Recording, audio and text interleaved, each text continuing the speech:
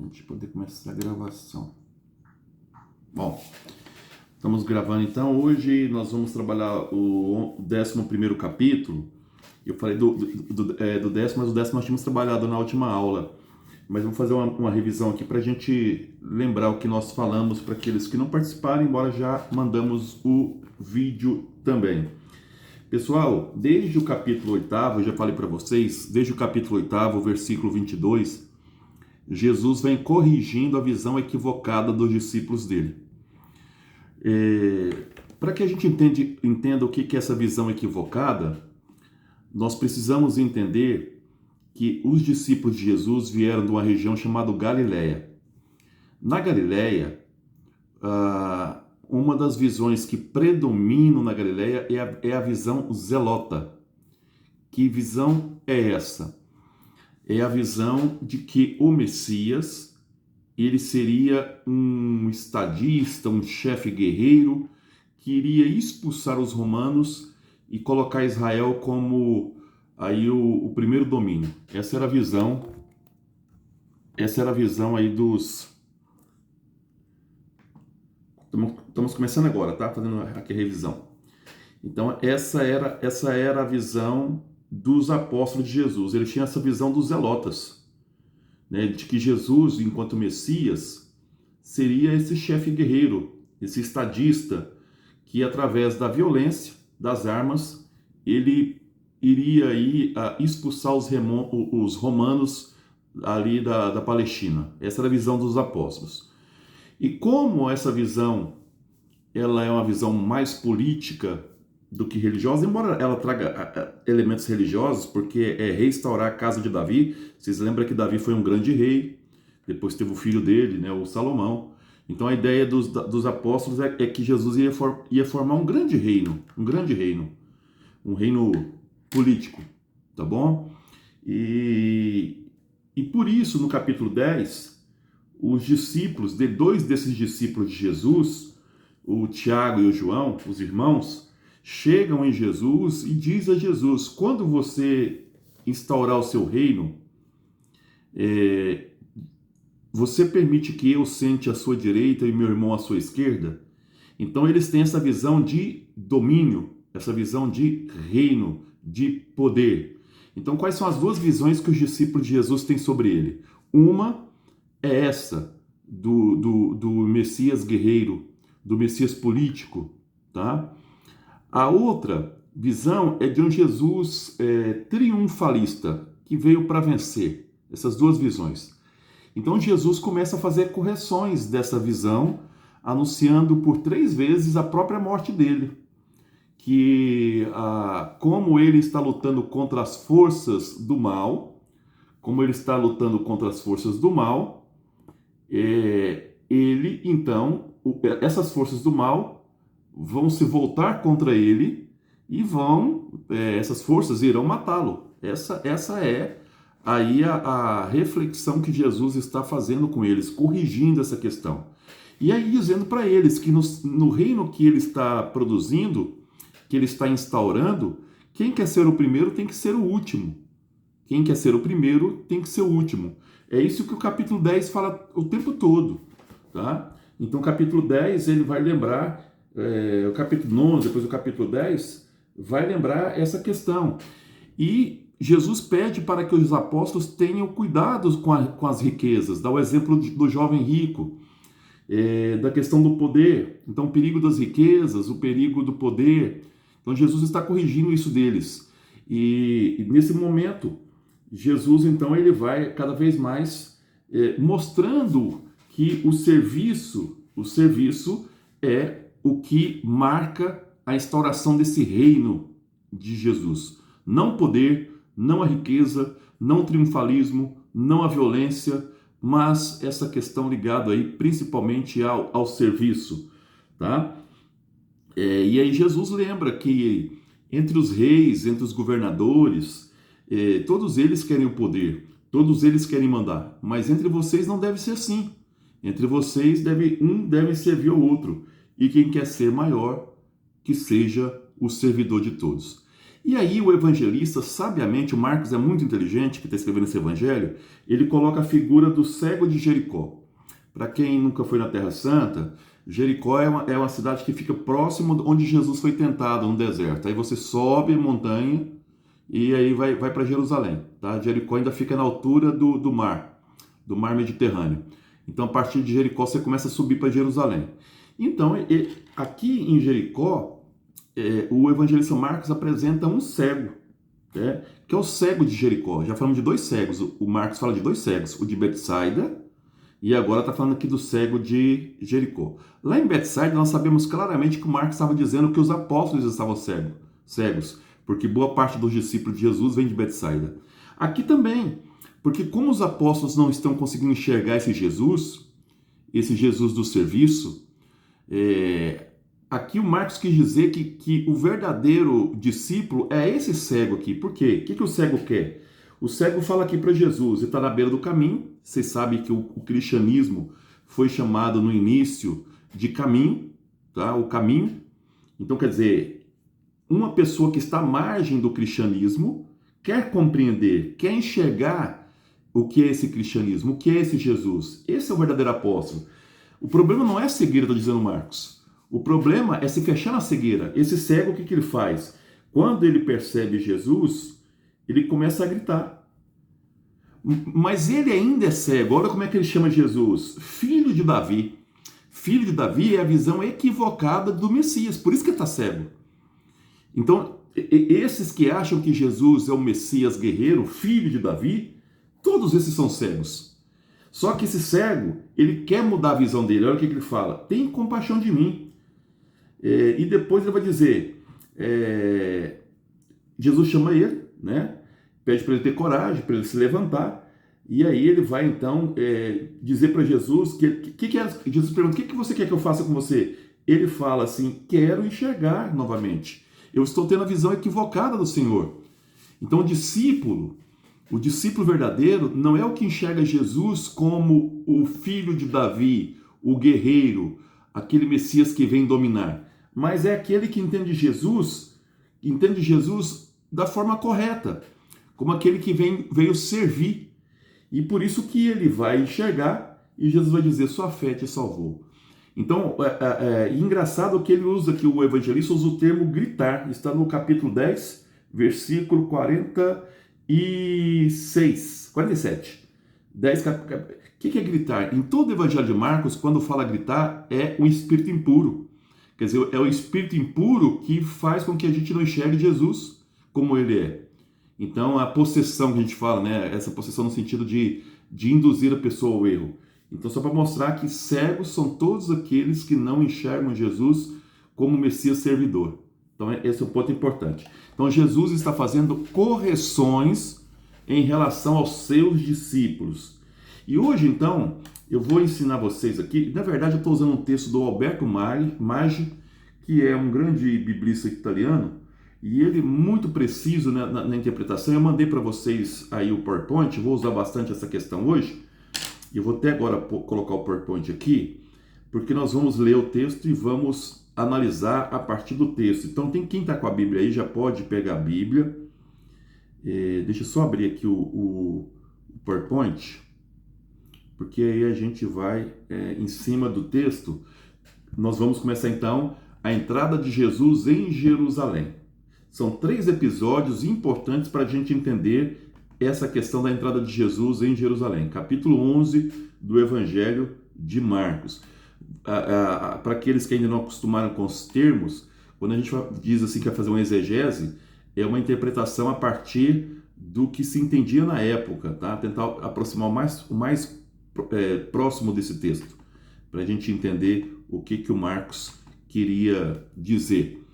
Vocês estão enxergando aí esse capítulo 10? Então diz só sim aí para mim, porque a gente começa. Só que não é 10 não, é 11, tá? Quando trabalhar o 11, isso aqui, ó. Vou até depois mudar isso aqui. Capítulo 11. Alguém estão enxergando? Tá bom. Então pegue a Bíblia de vocês, que em cima desse capítulo 11, nós vamos começar então a trabalhar. O Rafael está entrando aqui agora. Nós vamos trabalhar em cima desse capítulo 11.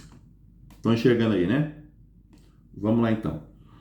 Eu vou lendo aqui e vou explicando, é muito interessante.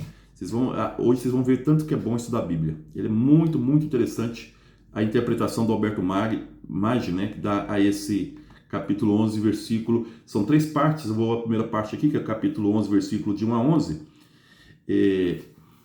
Vocês vão ver que depois, mais na frente, vocês vão entender que são 3 episódios. Eu vou dizer aqui para depois vocês entenderem. O primeiro episódio é a entrada de Jesus gloriosa em Jerusalém. Esse é o primeiro episódio, tá? Depois, Jesus fala de uma figueira seca, que está com fome e não consegue comer. Depois ele entra no templo. Depois, de novo, fala-se da figueira. E para entender tudo, nós temos que entender assim, o pano de fundo aqui, desse capítulo 11, é a condenação que Jesus faz ao templo. Jesus ele propõe então o fim dessa religião judaica a partir do templo. Essa é a grande mensagem do capítulo 11. O templo ele é uma figueira seca, ele não dá mais fruto. E não esqueçamos, eu já quero dizer aqui para vocês, que o povo de Israel na Bíblia ele é visto como 2 grandes frutas: a videira, que é a uva, e também o figo, a figueira. Então, se você lê na Bíblia a palavra figueira, tá? Figueira ou videira, pode tirar e colocar a palavra Israel. Então, esse capítulo 11 é uma denúncia. Tanto o evangelista Marcos como Jesus antes está denunciando que o judaísmo ele perdeu sentido, não dá mais fruto. Então o templo tem que acabar, não tem mais sentido o templo. O templo virou um lugar de mercado, né? Não é mais um lugar do encontro com Deus. O templo virou uma exploração. Então essa vai ser a grande crítica aqui. Mas antes de falar sobre... Então o grande embate a partir do capítulo 11 de Jesus é com o templo. Quando fala templo é com as lideranças, que são com os escribas, com os fariseus, com os saduceus. Então é Jesus batendo de frente contra essa turma, tá? Então é aqui que nós vamos perceber então que o capítulo 11, nós vamos começando agora o capítulo 11 porque está entrando, então esse capítulo 11 vai mostrar um embate de Jesus contra o templo. Jesus quer que o templo acabe, não tem mais sentido, esse templo. Ele não produz fruto, ele virou uma figueira seca. Israel está com uma figueira seca. Então nós vamos ler, e eu vou fazer um exegese para vocês entenderem aqui coisas muito interessantes em relação a esse texto. Coisas que estão assim, pequenas palavras que o Marcos deixa, que dá uma grande lição para nós e nos passa uma grande mensagem. Então eu vou ler agora com vocês, como eu pedi para vocês pegarem a Bíblia, Marcos capítulo 11 em diante, tá? Aí eu vou lendo e explicando para vocês. Entrada messiânica em Jerusalém. Está escrito isso na Bíblia de Jerusalém. Ao se aproximar de Jerusalém, tenta entender que os discípulos de Jesus acham que Jesus está indo para uma guerra, vai expulsar os romanos. E é engraçado, na época de Jesus, essas grandes revoltas aconteciam na Páscoa, está chegando próximo da Páscoa. Então os apóstolos estão perguntando, será o que ele vai fazer lá? Essa é a impressão dos apóstolos. Os apóstolos estão cegos, olha o cego lá de Jericó, tá? Os apóstolos estão cegos, achando que Jesus vai fazer uma grande guerra, uma grande revolução. Essa é a mentalidade zelota dos apóstolos, tá? Então, ao se aproximar de Jerusalém, diante de Betfagé e Betânia, para vocês que não conhecem a Terra Santa ali, fica 2 quilômetros, tá? Betânia fica a 3 quilômetros de Jerusalém, Betfagé 2 quilômetros. Hoje Betfagé fica do lado dos Montes das Oliveiras, bem pertinho. Então, ao se aproximar de Jerusalém, diante de Betfagé e Betânia, perto do Monte das Oliveiras, como eu expliquei para vocês, ele enviou 2 de seus discípulos. Aqui já tem uma leitura muito importante eclesiológica da igreja. 2 significa a comunidade, onde 2 ou mais estiverem reunidos, eu estarei presente, tá? 2 discípulos dizendo: ide ao povoado, ou aldeia, povoado, que está à nossa frente. Quando aparecer na Bíblia, no Marcos principalmente, a palavra povoado, aldeia, é um termo técnico, vocês estão lendo aí, né? É um termo técnico que indica que esse grupo não está entendendo as novidades de Jesus, porque a aldeia é conservadora. A aldeia, o povoamento, eles mantêm aquela visão religiosa antiga, e eles não concordam muito com Jesus. Por isso que o Marcos sempre frisa essa questão do povoado, da aldeia, contra as ideias que Jesus está trazendo, ok? Vamos lá. Dizendo: ide ao povoado à vossa frente. Entrando nele, encontrareis imediatamente um jumentinho amarrado, que ninguém montou ainda. Soltai-o e trazei-o. E se alguém vos disser: por que fazei isso? Dizei: o Senhor precisa dele, e logo mandará de volta. Foram e acharam o jumentinho amarrado na rua, junto a uma porta, e soltaram. Alguns dos que ali se encontravam disseram: por que soltais o jumentinho? Responderam: como Jesus havia dito. E eles deixaram partir. Vou parar aqui no versículo 6 para a gente começar aqui a fazer a interpretação. Lembra, nós temos que entrar no contexto que o Marcos está narrando. Os discípulos de Jesus achavam que eles eram rei, que ele é o Messias que vem para libertar Israel. Essa era a mentalidade da época deles, tá? Só que aqui Jesus está usando um profeta chamado Zacarias, tá? O Zacarias, ele vai dizer numa profecia dele que o Messias ia entrar montado num jumentinho, filho de uma jumenta. Essa é uma profecia do Isaías. O jumento ou burro, vai muita interpretação, burro, jumento, burrico, ele é a montaria dos servos, de pessoas que são servas. Enquanto a mula, não o cavalo, porque o cavalo não consegue andar grandes distâncias. As mulas eram aí a montaria dos reis, das pessoas importantes, que tinham dinheiro para pagar essas mulas. Então Jesus não pede uma mula, ele pede um jumento, um jumentinho, usando a profecia do Zacarias. Grave o que eu vou dizer aqui agora. Essa profecia do Zacarias não agradava às autoridades, porque ela fala de um Messias da paz. Olha aqui embaixo aí, vocês estão acompanhando. O Zacarias fala para desaparecer a guerra, o carro da guerra, e anunciar a paz às nações. Olha só, Jesus está se apresentando como príncipe da paz, diante de uma profecia que foi apagada.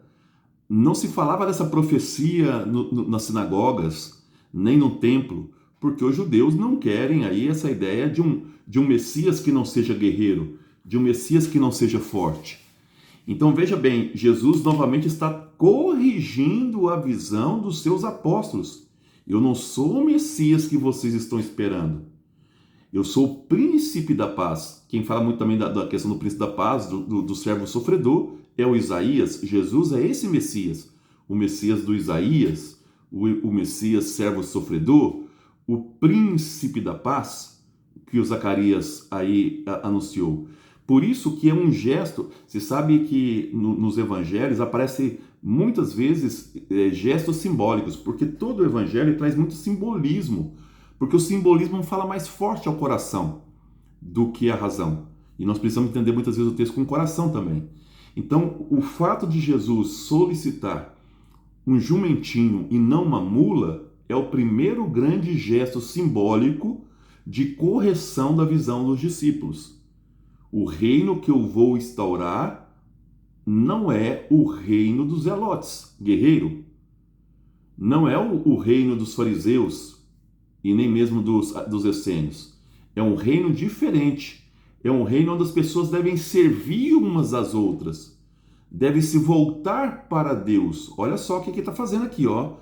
Ele monta num jumentinho, num burrico, que é a montaria dos servos. Aqui tem um simbolismo muito forte que Jesus propõe, ok? Aí vem a pergunta: a população entendeu isso? Vocês vão ver que não. Engraçado, essa mesma população que quer Jesus como rei, quando elas perceberem lá na frente que ele não é o rei que eles esperavam, eles vão mandar crucificar Jesus. A mesma população que gritou Hosana, vai ser a mesma população que vai gritar 3 dias depois, crucifica-o. Porque no primeiro momento, essa população cega, como o cego de Jericó, achava que Jesus era o Messias guerreiro, o Messias triunfal, o Messias poderoso. E Jesus vai mostrando para essa população e para os discípulos que ele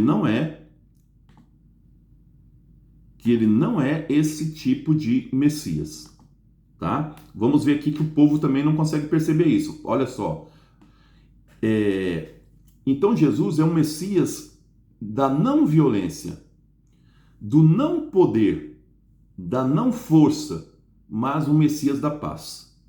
É isso que o evangelista está dizendo. Agora você tenta imaginar no ano 70 que as pessoas estão sendo perseguidas pelo Império Romano, em que muitos cristãos querem ir para a guerra contra o Império Romano. O Marx está dizendo, isso não é o caminho.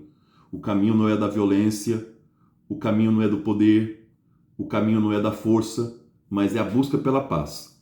Então tenta ler o evangelho a partir de quem está escrevendo.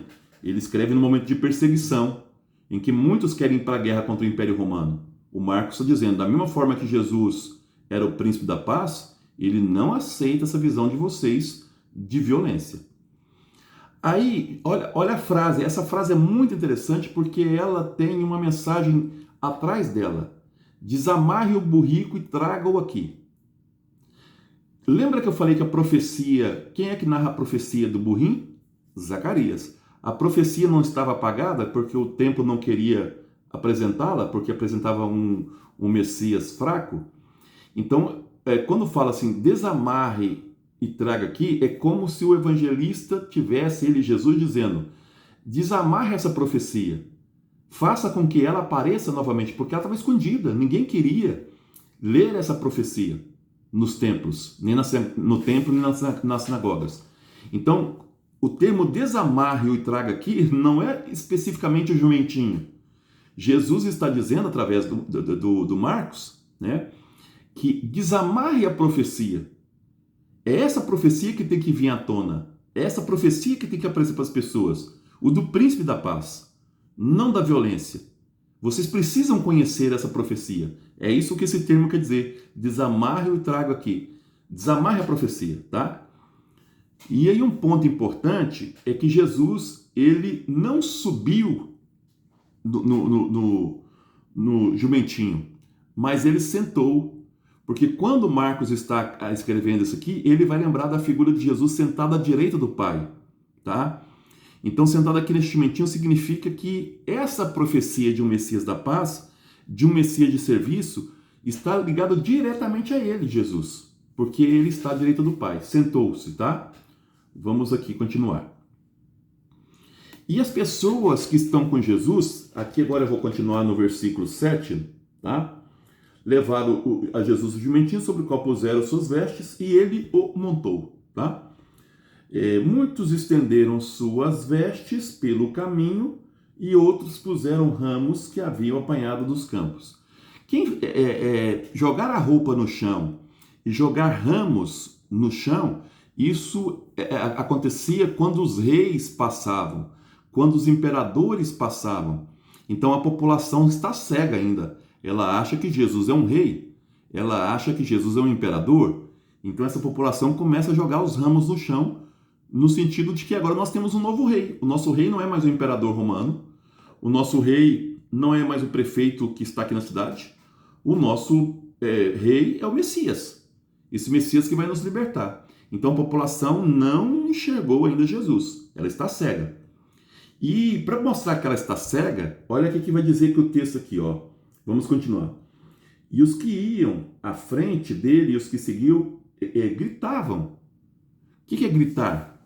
Gritar é toda vez que o Marcos fala gritar, ele está dizendo ação do demônio, ação do espírito impuro. O demônio gritou com Jesus, o que estava lá no cemitério gritou. Então gritar quer dizer, quando essas pessoas não conseguem ver Jesus, porque elas agem de acordo com a vontade do demônio, do espírito impuro. Elas não conseguem enxergar, por isso que falei, eles gritaram, eles exclamaram, gritaram. Tá? Então, olha, o verbo gritar foi usado pelo evangelista tanto para os espíritos impuros, como para o cego de Jericó. Ele grita para Jesus. Né? Só para que vocês entendam.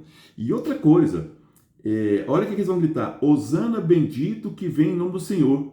Bendito o reino que vem do nosso pai Davi. Pessoal, quando na Bíblia, no Evangelho, aparece a palavra pai Davi, significa o rei Davi. Então ele está dizendo que Jesus é o filho de Davi. Qual é a missão do filho de Davi?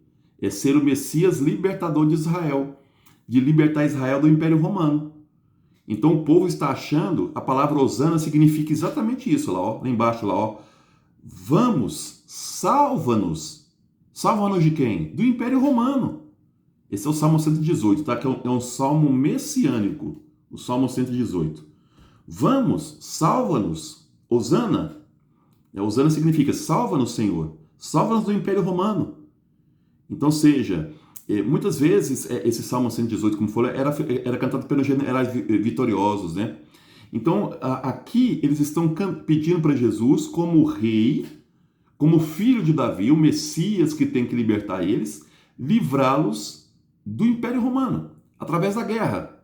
É isso que eles estão pedindo aqui. Portanto, esses que estão ainda aclamando Jesus, estão tendo uma visão equivocada de Jesus. Mesmo Jesus montado num burrinho, num jumentinho, e não numa mula, como eu falei para vocês, que era o animal da época para os reis, tá? Então, só para que vocês saibam essa questão aqui, para ir ficando claro essa dimensão. Vamos aqui. Olha o que eles falam. Bem-aventurado o reino que vem. O reino no sentido de poder, tá?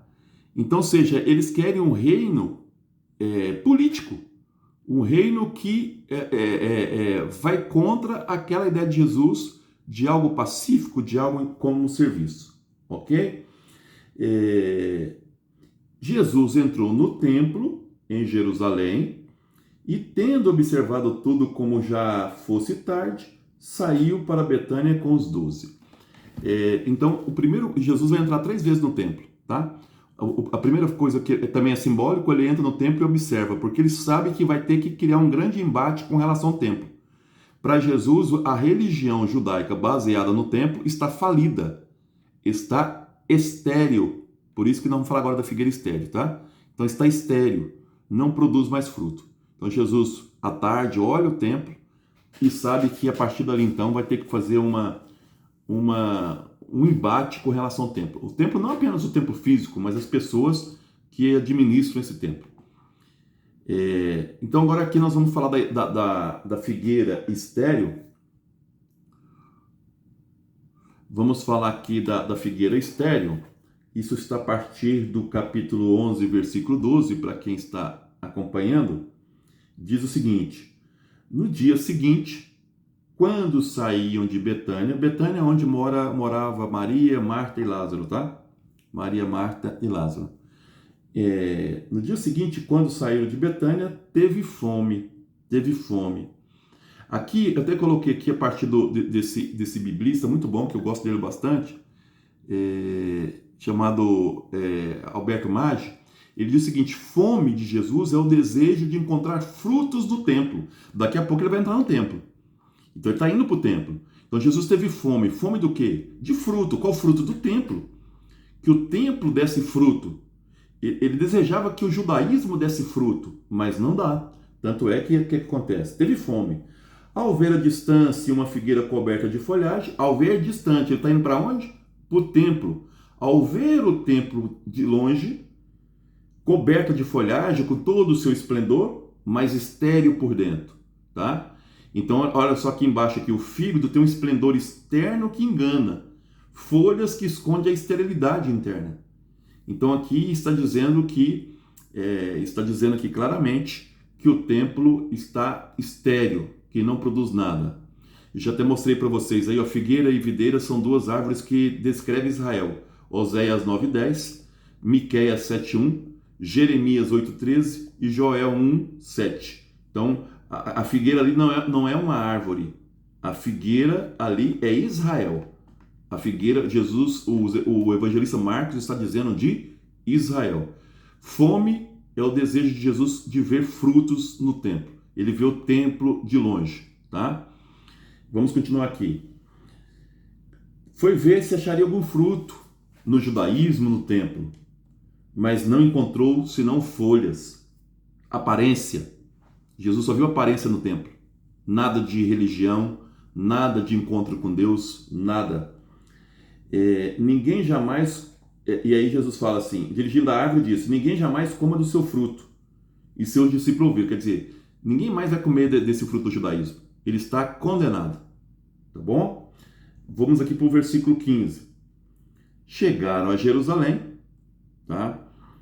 Outra coisa importante a gente falar assim, a aliança entre Israel e Javé, que é Deus, não produziu resultado. Isso é a esterilidade, tá? Não produziu. João já falou isso no casamento de Caná. O casamento de Caná é o casamento de Jesus com a humanidade, porque justamente o primeiro casamento não deu certo. O casamento de Javé com o judaísmo não deu certo. O judaísmo não produziu frutos, tá? Então, essa árvore frutífera é o templo, é a classe dominante do judaísmo. Tá? Quando a gente fala templo, é quem administra o templo, a classe dominante. Quem são a classe dominante do templo? Os fariseus, escribas, os saduceus, já falamos aqui deles. Tá? Vamos aqui. Vamos aqui no templo. Chegaram a Jerusalém. E entrando no templo, ele começou a expulsar os vendedores e os compradores. Vendedores e compradores. Tanto os que vendem como os que compram. Porque eles fizeram dali um comércio. Que lá estava. Agora presta atenção onde Jesus ataca, tá? Ele virou a mesa dos cambistas, as cadeiras dos que vendiam pombas, e não permitia que ninguém carregasse objetos através do templo, vaso sagrado. E ensinava-lhes dizendo: não está escrito, minha casa é a casa de oração para todos os povos? Isaías 56, ele está citando Isaías. Porém, vós fizeste um covil de ladrões. Jesus chama eles de bandidos. E é engraçado que eles vão condenar Jesus como sendo bandido. Então eles invertem. Os bandidos são eles. Essa é uma prática muito interessante. Quem é corrupto chama o outro de corrupto. Quem geralmente não presta fala que o outro que não presta. Então que Jesus condena eles como ladrões, depois eles vão condenar Jesus como bandido, tá? Quando Jesus morrer na cruz. O chefe dos sacerdotes e os escribas ouviram isso e procuravam como fazê-lo perecer, morrer, já tem um plano para matar Jesus já antes. E agora vai intensificar isso. Eles o temiam, eles têm medo de Jesus. Por que eles têm medo de Jesus? Porque o mal tem medo do bem. Porque as forças do mal, elas se recuam diante das forças do bem. Pois toda a multidão estava maravilhada com seu ensinamento. Ao entardecer, ele se dirigiu para fora da cidade. Jesus sabe que à noite, de manhã e à tarde, a população protege ele contra essas autoridades. Mas à noite ninguém protege ele porque as pessoas estão dormindo. E aí ele sai da cidade, tá bom? Então vamos aqui analisar alguns pontos importantes. Jesus e os seus discípulos acabaram de sair do templo localizado no Monte Sião. Daqui a pouco eu falo sobre isso aqui. Porque isso aqui é importante, essa reflexão aqui. Mas vamos continuar. Lembra da figueira? A gente só entende a figueira quando a gente lê a questão do templo. Quem é a figueira? Israel, o judaísmo. A figueira seca, fé e oração. Passando por ali pela manhã, viram a figueira seca até as raízes. Quem é a figueira seca até as raízes? Israel, o templo. Nós vimos já essa questão. Eu queria falar antes da questão do templo lá, que eu esqueci de falar. Por que Jesus ataca os cambistas e depois as barraquinhas das pombas? As pombas, porque quem é que oferecia as pombas? Os pobres. Então há uma exploração contra os pobres. Tá? Eles estão vendendo coisas que deveriam ser de graça. É o sacrifício do templo. E por que cambistas? Por que esses cambistas estão ali? Porque para oferecer o dinheiro no templo tem que ser moeda judaica, não pode ser moeda romana com a cara do imperador. Então esses cambistas ganhavam em cima disso na troca das moedas. Fizeram um verdadeiro comércio. Já não é um lugar de oração, de encontro com Deus. O templo virou um lugar de comércio. Não existe mais essa relação, tá? De amor. Então Jesus não só afugenta os vendedores que usam a imagem de Deus para os seus interesses, mas também os compradores. É o próprio comércio que profana o templo, está dizendo aí o Alberto Maggi. Jesus não tolera que o amor de Deus seja vendido ou comprado. E aqui é interessante, porque Jesus apresenta um pai que se oferece gratuitamente. Tá? Deus se oferece gratuitamente. Não se compra Deus. Deus se dá. E ele vai se dar gratuitamente a Jesus. Isso aqui é um ponto importante. Então a presença dos cambistas se deveu já expliquei, tá? Até da pomba também. Covil de ladrões. Isso aqui é uma citação, já falei para vocês, do profeta Jeremias, porque o covil onde se guarda as coisas roubadas. Já falei a questão dos bandidos, tá? Já falei da questão também da questão econômica do templo. Eu quero voltar aqui numa outra coisa, que é essa questão aqui, ó. Aqui anterior. Esse aqui do Monte Sião. Daqui a pouco eu vou explicar isso aqui, vamos lá. Passando por ali pela manhã, viram a figueira seca até as raízes. Israel está seco. Pedro se lembrou e disse: Rabi, olha a figueira que amaldiçoaste, secou. Jesus respondeu-lhes: tendes fé em Deus. Em verdade vos digo, se alguém dizer a esse monte, a essa montanha, ergue-te e lança-se ao mar, e não duvidar no coração, mas crer que o que diz se realiza, assim acontecerá.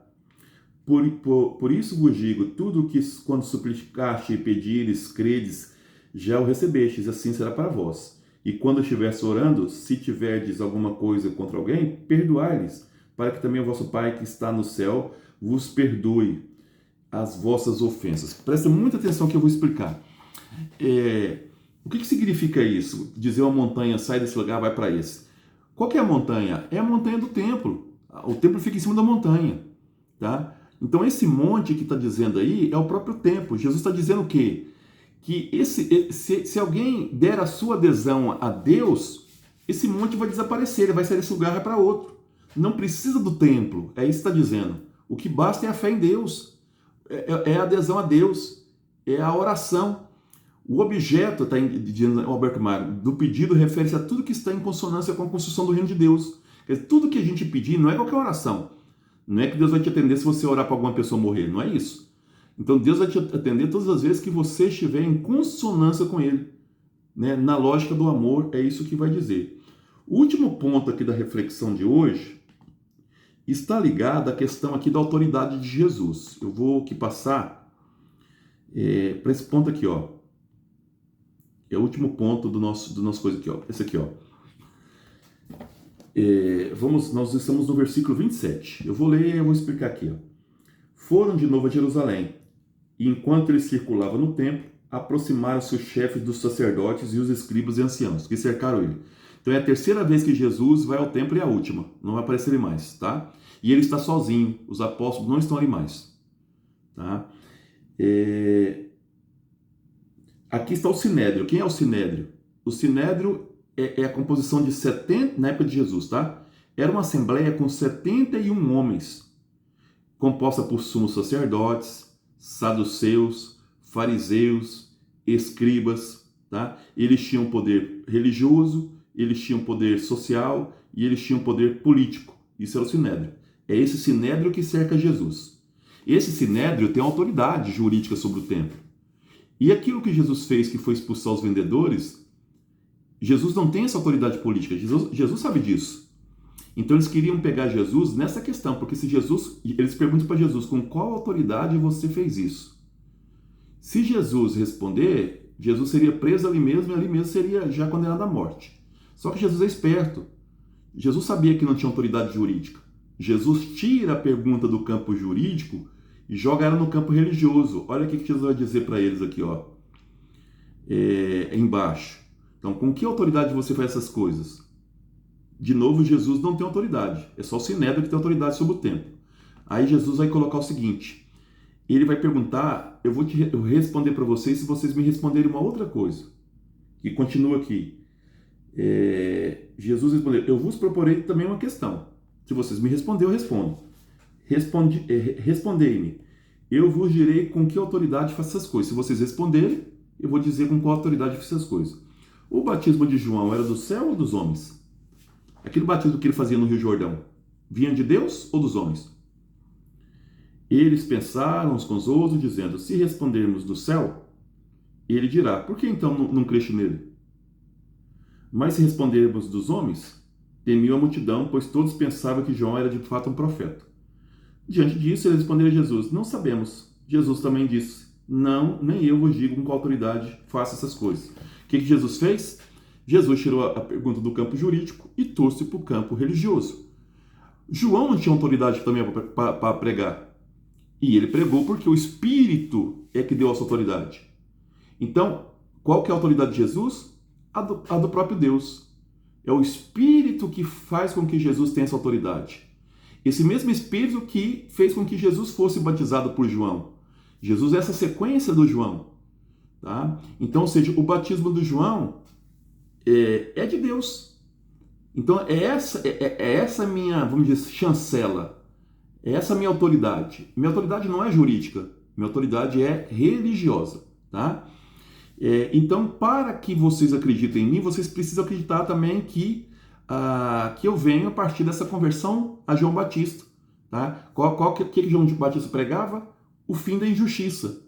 Então, essa é a questão central aqui nesse capítulo 11. Então, finalizando aqui a minha fala, que eu já estourei meu tempo, o capítulo 11 é o capítulo em que Jesus, através do evangelista Marcos, vai dizer que Jesus está afirmando que a religião judaica está estéril, não produz mais frutos. Então é necessário não mais seguir o templo, não mais seguir as autoridades religiosas, porque elas não conseguem mais produzir frutos. Esse casamento não deu certo. Então é necessário novas relações, que não sejam relações comerciais, mas que sejam relações ligadas aí a Deus. De fato, uma religião que seja simples e voltada para Deus. Mas as pessoas ainda não entendem isso, e as pessoas querem um rei, um Messias que liberte eles de Israel. Vou abrir para vocês fazerem as perguntas. Os que tiverem dúvidas, aí eu vou parar aqui a gravação, e os que tiverem dúvidas podem fazer perguntas. Estamos no capítulo 11. Agora, cada dia mais, as tensões vão aumentar entre Jesus e